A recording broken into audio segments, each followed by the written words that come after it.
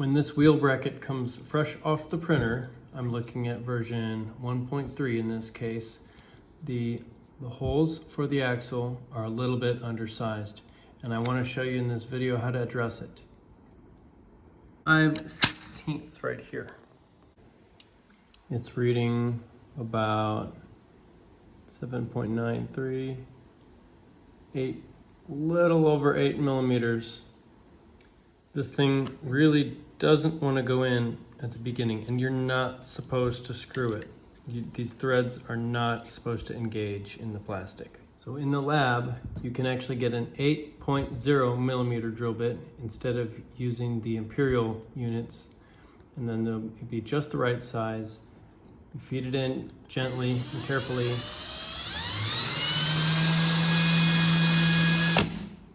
And that's how you clean this up.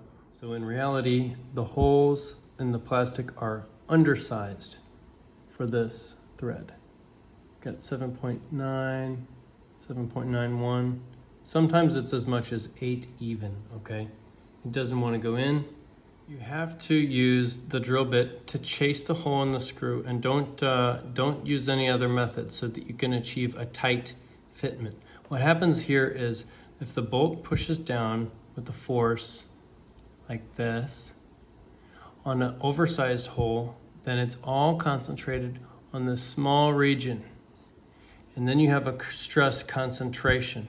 If you have the proper size hole, which is as small as possible, almost the same as this, then the force is spread throughout a large region whenever you push down on this. So having the hole the very right size is going to give you the strength that you want to carry more payload. By the way, boys and girls, that's the same reason you should wear a motorcycle helmet that fits properly. If your helmet's too big and you get in a wreck, all the force gets concentrated on one point and might break your skull.